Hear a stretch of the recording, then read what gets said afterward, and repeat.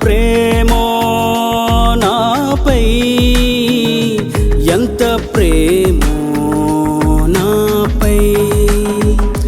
యేసుని ప్రేమ, యేసుని కరుణ, యేసుని త్యాగం చూస్తే, యేసుని ప్రేమ, యేసుని కరుణ, యేసుని త్యాగం చూస్తే, కాలుచున్న అగ్నిలో నాతోను ఉన్న దేవా, కాలుచున్న అగ్నిలో నాతోను ఉన్న దేవా. నీ మహిమను వేడి పరలోకము విడచి, రిక్తునిగా నీవు నా కొరకు మరణించావు. నీ మహిమను వేడి పరలోకము విడచి, రిక్తునిగా నీవు నా కొరకు మరణించావు. ఎంత ప్రేమో నాపై, ఎంత ప్రేమో యేసయ్యా.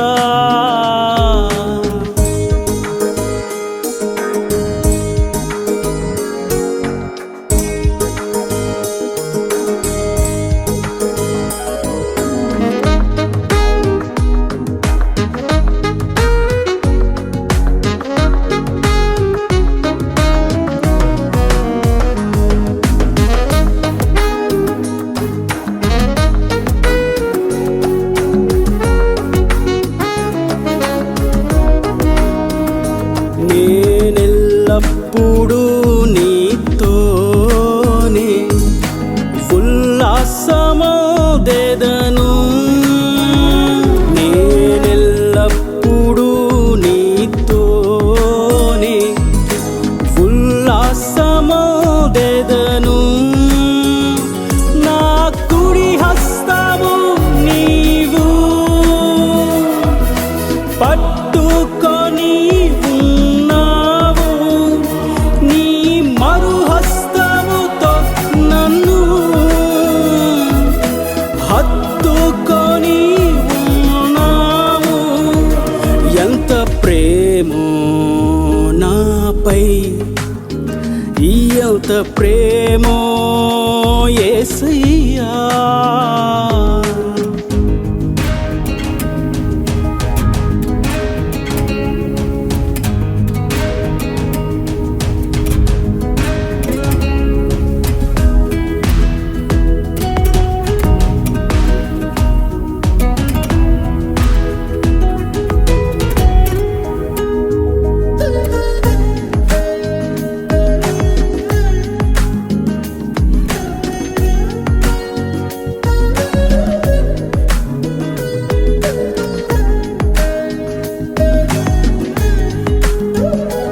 అతి పరిశుద్ధమైన నీ నామము నా నోటను చావు, అతి పరిశుద్ధమైన నీ నామము నా నోటను చావు.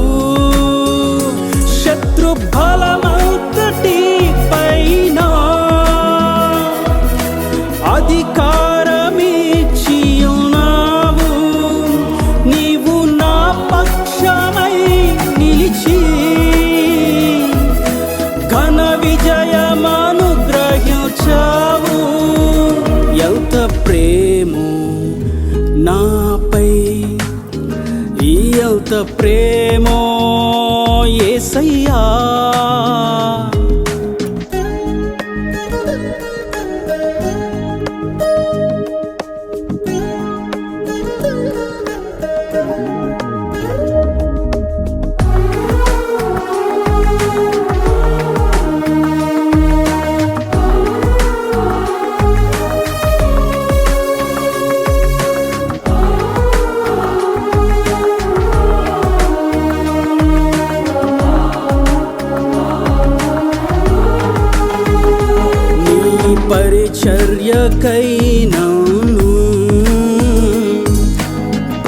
ప్రత్యేకపరిచావు నీ పరిచర్యకై నన్ను ప్రత్యేకపరిచావు అభిషేకమును అనుగ్రహించి నీ సాక్షిగా నన్ను నిలిపావు అర్హతే లేని నన్ను పిలిచి నీ పని చేయమని అన్నావు ఎంత ప్రేమో నాపై ఎంత ప్రేమో నాపై ఎంత ప్రేమో నాపై యేసు నీ ప్రేమ యేసు నీ కరుణ యేసు నీ త్యాగం చూస్తే యేసు నీ ప్రేమ యేసు నీ కరుణ యేసు నీ త్యాగం చూస్తే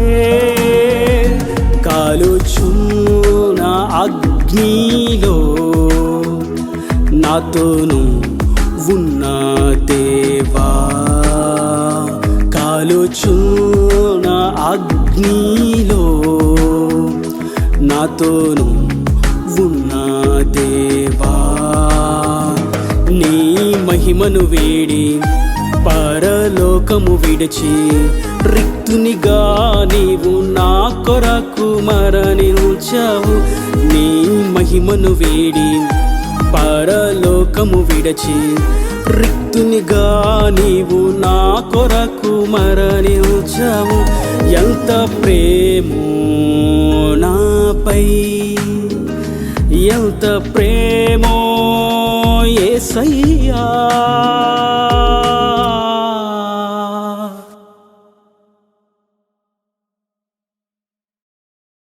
మన ప్రభువైన యేసుక్రీస్తు పరిశుద్ధ నామములో ఈ వాక్యం ఉంటున్న ప్రతి వారికి ది ఫాదర్స్ ఫెలోషిప్ తరపున నా హృదయపూర్వకమైనటువంటి వందనాలు. దేవుడు మిమ్మును దీవించునుగాక. మత్తయి సువార్త 14వ అధ్యాయము 27వ వచనం. యేసు ధైర్యము తెచ్చుకొనుడి, నేనే, భయపడకుడని వారితో చెప్పగా. చదివినటువంటి వాక్య భాగాన్ని మనం చూసినప్పుడు ప్రభు సెలవిస్తున్నటువంటి ఒక శ్రేష్టమైనటువంటి ప్రోత్సాహకరమైనటువంటి పురుకొలిపోయేటువంటి మాట ఏదనగా భయపడకండి, ధైర్యంగా ఉండండి, నేనే మీతో ఉన్నాను. మిమ్మల్ని కలవరపరుస్తున్నటువంటి పరిస్థితులను చూసి దిగులు చెందకండి, నేనున్నాను అని ప్రభు సెలవిస్తున్నారు. ఇక్కడ జరిగినటువంటి విషయాన్ని మనం చూసినట్లయితే శిష్యులను ప్రభు ఆయనకంటే ముందే మీరు అద్దరికి వెళ్ళండి అని పంపించి వేశారు. వారు దారిలో వెళ్తూ ఉన్నారు, వాడ ప్రయాణం చేస్తూ ఉన్నారు. ఆయన ఒంటరిగా ప్రార్థనలో ఉన్నారు. ఆయన ప్రార్థన చేసుకుంటూ ఉన్నారు, వీరు ప్రయాణం చేస్తూ ఉన్నారు. ఈ ప్రయాణం అంతట్లో వారు ఒక స్థాయికి రాగానే, ఒక స్థలానికి రాగానే వారి చూస్తూ ఉండగానే విపరీతమైనటువంటి అలలు వారి మీద ఎగసి పడుతూ వారిని ఆ అలల చేత వారి ఉన్నటువంటి ఓడను తెప్పలతో కొట్టివేస్తున్నది. అయితే వారు చూస్తూ ఉండగానే వారికి తెలియకుండానే ప్రాణభీతి పట్టుకున్నది. అలాంటి అలలు వారికి క్రొత్తేమీ కాదు, సాధారణమే. కానీ ఆ రోజు వారు ఉన్నటువంటి పరిస్థితి వారిని భయాందోళనకు గురి చేసింది. వారు అనుకున్నారు అప్పటికప్పుడే, ఇక నా జీవితం ఇక్కడతో ముగించబడింది. ప్రతి వారు వారికి వారే అనుకుంటున్నారు, మా జీవితం ఇక్కడతో ముగించబడింది, ఇక నేను రేపు తెల్లవారే సూర్యుని నేను చూడలేను, ఇక నా జీవితం ఈ రాత్రితోనే ముగించబడిందని వారు దుఃఖిస్తూ బాధపడుతూ ప్రాణభీతితో గుండెను గుప్పెట్లో పట్టుకొని ఏడుస్తూ విలపిస్తూ ఉన్నారు. వారు అలా బాధపడుతూ ఏడుస్తూ కేకలు వేస్తూ ఉన్నంతలోనే అల్లంత దూరాన ప్రభు నడుచుకుంటూ వస్తున్నారు, సముద్రం మీద నడుచుకుంటూ వస్తున్నారు. వీరు దూరంలో ఉన్నటువంటి యొక్క ఆకారాన్ని చూసి వీళ్ళు అనుకుంటారు, భూతం మనల్ని చంపేయడానికి వస్తుంది. ఒక ప్రక్కనే ఈ అలలు మనల్ని ముంచివేస్తూ మనల్ని ఏ క్షణంలో సమాధి పంపిస్తాయో తెలియదు అన్నటువంటి భయంతో మనం ఉంటే, మరొక ప్రక్కన భూతాల ద్వారా మనకు భయం పట్టుకుందని వీరు ఆ ఆకారాన్ని చూసి భయపడుతున్నారు. వీరు చూస్తూ ఉండగానే ఆ ఆకారం వారికి దగ్గరికి వచ్చింది. వారికి అర్థమైంది, ఆ ఆకారం భూతం కాదు, అది ఎవరో ఒక మనిషి, చూస్తూ ఉంటే బోధకుల్లాగా ఉన్నాడు అని అనుకున్నంతలోనే ప్రభు అంటున్నారు, వెంటనే యేసు ధైర్యము తెచ్చుకొనుడి, నేనే, భయపడకూడని వారికి సెలవిచ్చాడు. వారు ఉన్నటువంటి పరిస్థితిని ఒక్కసారి మనం జ్ఞాపకం చేసుకున్నట్లయితే వారికి అలలు చూడడం కొత్త కాదు, ఓడ ప్రయాణము కొత్త కాదు, వారికి ఆ ప్రయాణం కూడా క్రొత్త కాదు. మరియు ఇంకా గమనించినట్లయితే ఆ సముద్రపు ప్రయాణం వారికి చాలా సుపరిచితమైనది, వారి సులువుగా దాటగలిగింది. అయితే ఆ రోజున, ఆ క్షణమున, ఆ సమయంలో వారు అంతగా దిగులు చెందడానికి గల హేతు ఏమై ఉన్నది? అదేదనగా ప్రభు వారితో లేడు. వారు అనుకున్నారు, మా ప్రభు మమ్మల్ని విడిచిపెట్టేశాడు, మా బోధకుడు మాతో లేడు, మేము ఒంటరి వారమైపోయాం, మేము ఇక మా జీవితాన్ని ఇలాగా విడిచిపెట్టడమే మాకు తగింది, ఇక మాకు సహాయం చేసే నాదుడు లేడు, మాకు చెయ్యందించి లేవనెత్తేటువంటి నాదుడు లేడు, మమ్మల్ని ఆదరించి హక్కుని చేర్చుకునేటువంటి దేవుడు లేడు, మాతో ఉండేటువంటి సహాయకులు ఎవరూ లేరు అని వారిని వారే కించపరుచుకుంటూ, దుఃఖానికి గురి చేసుకుంటూ, దేవుని మీద ఉన్నటువంటి ఆశలన్నీ నిరాశలుగా మార్చబడే విధంగా వారిని వారే మార్చుకున్నారు. ఇంకా వారికి అర్థమవుతుంది, ఇంకా వారిని మనం గమనిస్తే సహాయం చేయడానికి, విడిపించడానికి ప్రభువు వస్తుంటే ప్రభువుని చూసి అంటారు వీళ్ళు. 22వ వచనం చూసినట్టయితే ఈ విషయం మనకు అర్థమవుతుంది. వెంటనే ఆ జన సమూహములను తాను పంపివేయనంతలో తన శిష్యులు దోణి ఎక్కి తనకంటే ముందుగా అద్దరికి వెళ్ళవలనని ఆయన వారిని బలవంతం చేశాను.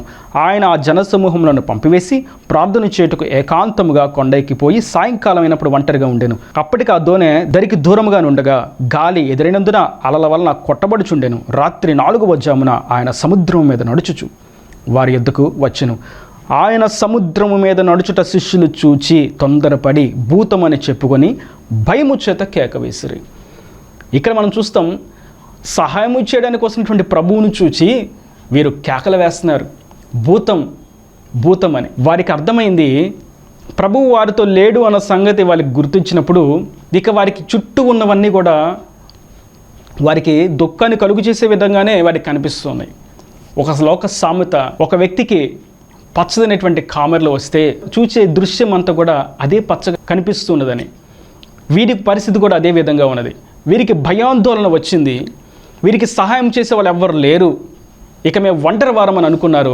సహాయం చేయడానికి వస్తున్నటువంటి ప్రభువును చూసి కూడా వీరు అదే అనుకుంటున్నారు. ఇదిగో ఇంకొక విపత్తు మన మీదకి వస్తుంది, ఇంకొక ఆపద మన మీదకి వస్తుంది, ఈ స్థితిలోంచి మనం లేవలేని స్థితిలోకి మనల్ని ఇంకను లోతుగా అణగార్చి వేయనట్లుగా నెట్టి వేస్తుంది, త్రొక్కి వేస్తుంది అని వారు ఇంకను భయానికి గురై కేకలు వేస్తున్నారు. సహాయం చేసే ప్రభువును కూడా గుర్తించలేనటువంటి ఆత్మీయ అంధత్వములకి వారు దిగజారిపోయారు. అయితే ప్రభు అంటారు, వారిని ఏమాత్రం తృణీకరించగా, నన్నే మీరు భూతం అంటారని వారిని గద్దించగా, వారిని శపించక, వారి మీద కోపపడక వారిని అంటారు, భయపడకండి, ధైర్యంగా ఉండండి, నేనున్నాను, నేను వచ్చేసాను, నేను లేను కాబట్టి మీకు ఈ బాధ, ఈ భయం వచ్చింది అనుకున్నారు కదా, నేను లేను కాబట్టి ఈ విపత్తు మీ జీవితంలోకి వచ్చింది అనుకున్నారు కదా, అందుకే నేను వచ్చాను మీ దగ్గరికి. కాబట్టి ఇక్కడ మనం చూస్తే ప్రభు వారి యొద్దకు వచ్చినప్పుడు వారు సంతోషంతో నెమ్మలంగా ప్రభువును చేర్చుకున్నారు. ఎప్పుడైతే ప్రభు వారి యొద్దకు వచ్చారో వారికి ధైర్యం వచ్చింది. చుట్టూ ఉన్నటువంటి అలలు గాలి ఏం తగ్గిపోలేదు, కానీ వారికి ధైర్యం వచ్చింది.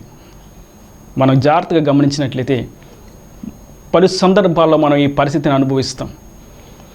మనం ఉన్నటువంటి ఆర్థిక ఇబ్బందులు, అప్పుల సమస్యలు, మన యొక్క శరీరం యొక్క బలహీనతలు, అనారోగ్య పరిస్థితులు, వీటన్నిటిని చూసినప్పుడు ఇక మన జీవితం ఇక్కడితో ముగించబడింది, ఇక ఈ జీవితాన్ని ముందుకు మనం తీసుకుని వెళ్ళలేము, ఇక ఈ జీవితాన్ని ఇక్కడితో ముగించి వేద్దాం. మనం ఎంతో విశ్వాసంతో ప్రార్థన చేస్తున్నప్పటికీ మన ప్రభు యొద్ద నుండి మనకు సహాయం రావట్లేదు, ఆయన మనకి స్పందించట్లేదు, ఆయన మనతో మాట్లాడట్లేదు. ప్రభు కూడా మనల్ని విడిచిపెట్టేసాడేమో, ప్రభుకు కూడా మనం దూరం అయిపోయాం, కాబట్టి ఇక మన జీవితం ఇక్కడితో అయిపోయింది అది అనుకుంటూ ఉన్నంతలోనే దేవుడు తన సేవకుని ద్వారా ఇటువంటి వాక్యాల చేత, తన వాక్యము చేత, పరిశుద్ధ లేఖనముల చేత అనేకమైనటువంటి విషయాలు బోధిస్తూ ఉన్నప్పటికీ అప్పటికి కూడా వారిలో విశ్వాసం రాదు. ఈ వాక్యాలు ఇలాగే ఉంటాయి, వీరు ఇలాగే చెప్తారు, ఈ బైబిల్ గ్రంథం ఇలాగే ఉంటుంది, కానీ మన జీవితంలో మాత్రం మార్పు రాదు అని వారి మీద ఉన్నటువంటి అవిశ్వాసము మరియు దేవుని మీద ఉన్నటువంటి అవిశ్వాసము వారిని అంతకంతకు అణిచివే విధంగా చేస్తున్నది. అయితే ఒకటి వాస్తవం, బలహీనతలోనూ, నిరాశ నిస్పృహలోను, అంధకారమైనటువంటి జీవితంలో ఉండి ఏడుస్తూ కన్నీరు మూనీరుగా వెలిపిస్తూ ఆయన సహాయం చేస్తున్నటువంటి కొంచెమన్న విశ్వాసం కలిగిన వారి కొరకు ఆయనే దిగి వస్తారు. ఆయన కొండ మీద ప్రార్థన చేసుకోవడానికి వెళ్ళిన ఆ ప్రభు కొండ దిగి వారి కొరకు దిగి వచ్చాడు. దాని అర్థం మనల్ని రక్షించడానికి, మనల్ని విడిపించడానికి ప్రభు ఎక్కడి నుండైనా మన కొరకు దిగి వస్తాడు. ఆయన ఉన్నత సింహాసనం కూడా విడిచి మన కొరకు వస్తాడు. చేసింది అదే ప్రభు. దివిలో మహామహిమతో నిండినటువంటి ఆ ప్రభు తేజవాసుల మధ్య పరిశుద్ధుడు పరిశుద్ధుడని వేవేల దూతల పరివారముతో ఆరాధించబడుతున్నటువంటి ఆ ప్రభు తన సింహాసనాన్ని విడిచి, ఆ దివిని విడిచి భూమి మీదకి మన కొరకు దిగి వచ్చాడు. మన పాపమును విడిపించి, మన పాపమును శుద్ధి చేయడానికి, మనల్ని పాపముల నుండి తప్పించడానికి, పరలోక రాజ్యానికి చేర్చడానికి ఆయన దిగి వచ్చాడు. అదే విషయాన్ని మరలా ఇక్కడ ఒక మాదిరిగా మనకి చూపిస్తున్నారు. మీ కొరకు నేను ఎక్కిన కొండను దిగి వచ్చాను పేతురు, నా శిష్యులారా, మీ కొరకు నేను వచ్చాను. అంత దూరం నుండి మీ కొరకు నేను వచ్చాను. ఈ సముద్రం ఎవరి కొరకు నేను రాలేదు, మీకోసమే నేను వచ్చాను. ఆయన చూసిన వెంటనే నేనే అని ఎప్పుడైతే ప్రభు చెప్పారో వారి హృదయం తెప్పరిల్లింది. అప్పటి వరకు అలల చేత కొట్టబడుతున్నటువంటి, ఆ తెప్పల చేత భయముతో ఆందోళనతో ఉన్నటువంటి జీవితాలు ఆయనను చూసి, ఆయన స్వరాన్ని వినిన వెంటనే వారి యొక్క జీవితం, వారి యొక్క హృదయం తెప్పరిల్లింది. వారి యొక్క వెన్నులో త్రాణ పుట్టింది. ఇక మా ప్రభు మాతో ఉన్నాడు, ధైర్యం వచ్చింది. ఇంత జరుగుతుంది, ఇంత ధైర్యాన్ని పొందుకున్నారు అనేటువంటి విషయాన్ని మనం ఆయన స్వరము చేత అనేటువంటి విషయాన్ని మనం గమనించాలి. నేటి వాక్యం ఉంటున్నటువంటి నా ప్రియ సహోదరులారా, ప్రభు సెలవిస్తున్నారు, నేనున్నాను, ధైర్యంగా ఉండండి. మిమ్మల్ని విడిపించడానికి శక్తి కలిగినటువంటి వాడను నేను ఒక్కడనే. మిమ్మల్ని లేవనెత్తి నిలబెట్టగలిగిన వాడను నేనే. మిమ్మల్ని పరిశుద్ధంగా మార్చగలిగిన వాడను నేనే. మీరు నా ఆత్మను ఉంచి మిమ్మల్ని సంపూర్ణతలోకి చేర్చగలిగిన వాడను నేనే. ఇక మరి ఏ ద్వారం చేత, ఏ క్రియ చేత, మరెవరి చేత కూడా ఈ కార్యం, ఈ సాహస కార్యం, ఈ యొక్క సహాయం మీకు అందదు, నేనే. కనుక ధైర్యంగా ఉండండి, నేను ఉన్నాను, ఉన్నవాడను, అనువాడను. ధైర్యంగా ఉండండి, భయపడొద్దు. అయితే మరొక విషయాన్ని మనం గమనించినట్లయితే, ప్రభు ఎప్పుడైతే మీరు భయపడొద్దని చెప్పారో వీరికి ధైర్యం వచ్చింది, బాగానే ఉన్నారు. ఇంతలోనే ప్రభు పేతురుకి ఒక మంచి ఆలోచన వచ్చింది. ఒక చిన్న కోరికను కోరాడు. ప్రభువా, నేను కూడా నీవలే సముద్రం మీద నడుచున్నట్లుగా సహాయం చేయవా? సముద్రం తన యొక్క బలాన్ని ఏం తగ్గించుకోలేదు, గాలి కూడా తన హోరును తగ్గించుకోలేదు. అలలు ఎగసి పడుతున్నవి, విపరీతమైనటువంటి గాలులు వారిని మీదకు వస్తూ ఉన్నవి. ఇటన్నటి సన్నివేశంలో వారి ఎదుట ప్రభు ఉన్నాడు. పరిస్థితులన్నీ యథావిధిగా ఉన్నప్పటికీ ప్రభు ఎదురుగా ఉన్నాడు. పేతురుకి ప్రభు చెప్పారు, దేనిని చూడకు, నా వైపు చూస్తూ ధైర్యంగా అడుగువై, నువ్వు కూడా సముద్రం మీద నడవగలవు, నీటి మీద నువ్వు నడవగలవు అని చెప్పాడు. ఆ విషయాన్ని మనం చూస్తే 28వ వచనం, పేతురు, ప్రభువా, నీవే అయితే నీళ్ళ మీద నడిచి నీ యొద్దకు వచ్చుటకు నాకు సెలవిమ్మని ఆయనతో అనెను. ఆయన రమ్మనగానే పేతురు ధోని దిగి యేసునొద్దకు వెళ్ళుటకు నీళ్ళ మీద నడిచను. కానీ గాలిని చూచి భయపడి మునిగిపోసాగి, పేతురు మరలా భయము చేత నీళ్ళలో మునిగిపోతున్నాడు. ఎందుకని?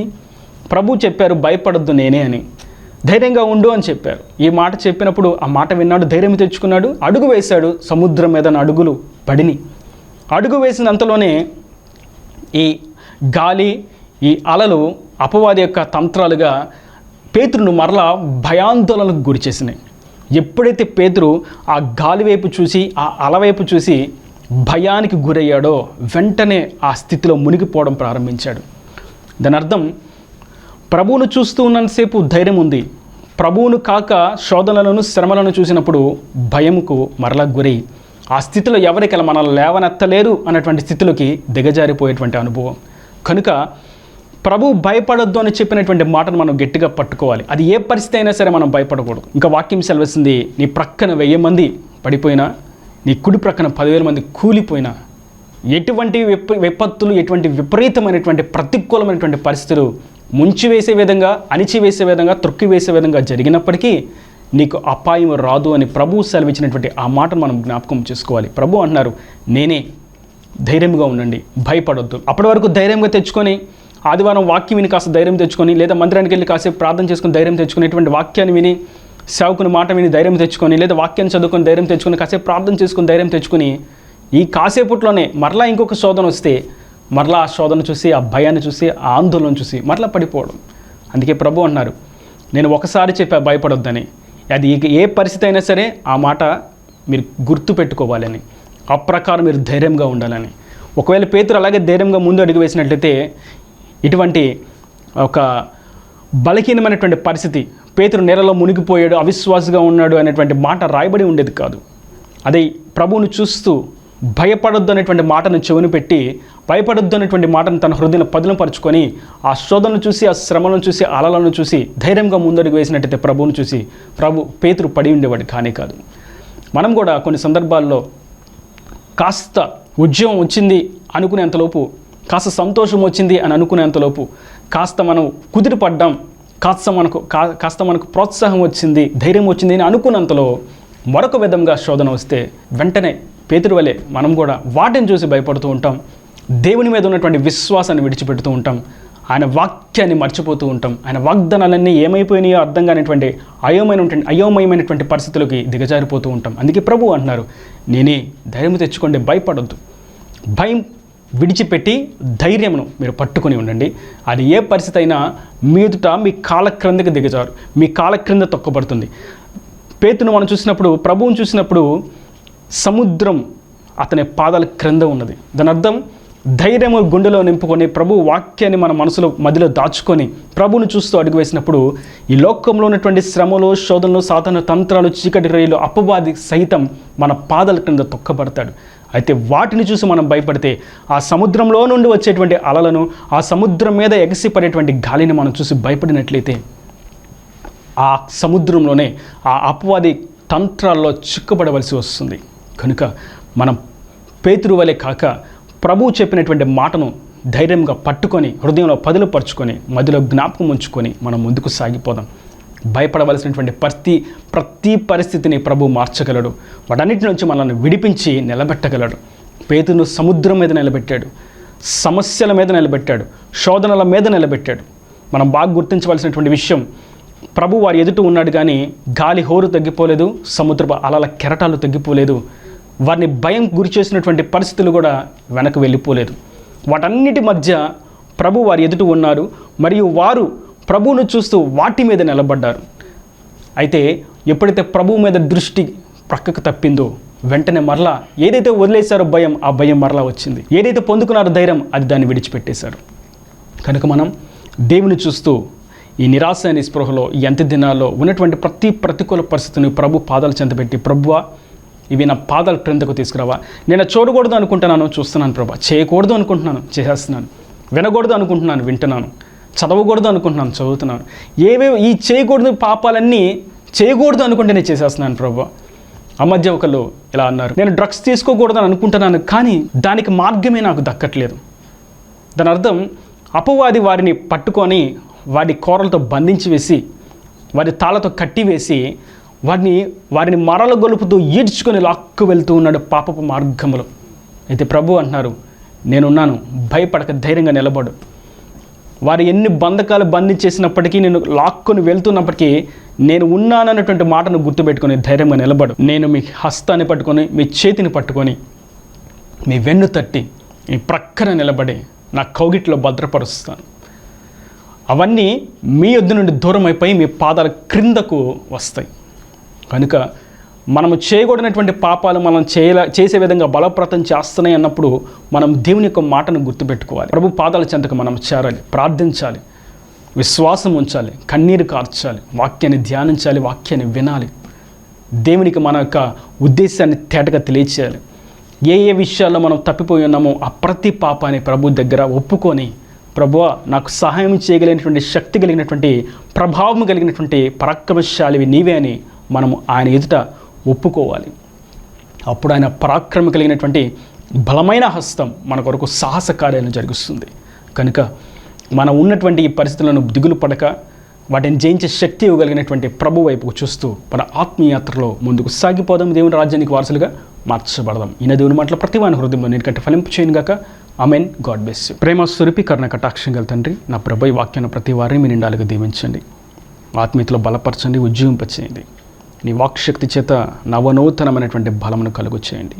ఇంకను ప్రభు పేతురు వలె ఆ సముద్రమును గాలిని చూసి భయపడక, భయాందోళనకు గురికాక, సముద్రంలో మునిగిపోక వారి ధైర్యంగా నిన్ను చూస్తూ ముందుకు సాగుటకు సహాయం దయచేయండి. వారిని ఆశీర్వదించండి. ఇంకా వారి ప్రతి అవసరతను అక్కర్ను నీ మహిమశలో తీర్చి నీ రాకడ రాజ్యాన్ని సిద్ధపరచమని యేసు పరిశుద్ధ నామమున ప్రార్థించి వేడుకున్నాను తండ్రి. ఆమెన్. ఆమెన్. ఆరాధ్యుడా యేసయ్యా, స్తుతి స్తోత్రార్హుడా మెస్సయ్యా.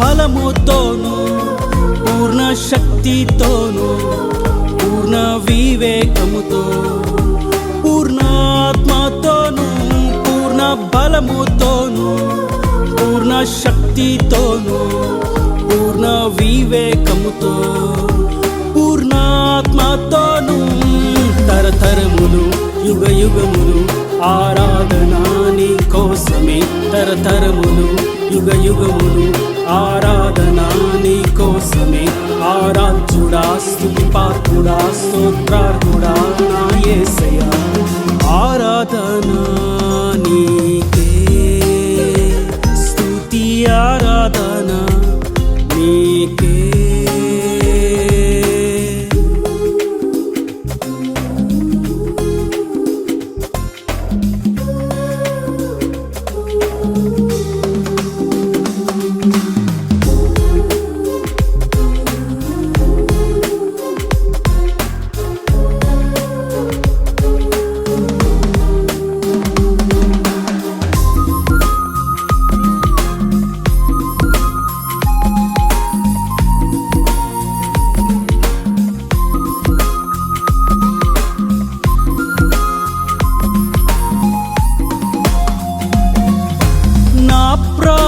ప్రియుడవు నీవే నా సర్వ సంపద నీలో నా ప్రాణ ప్రియుడవు నీవే నా సర్వ సంపద నీలో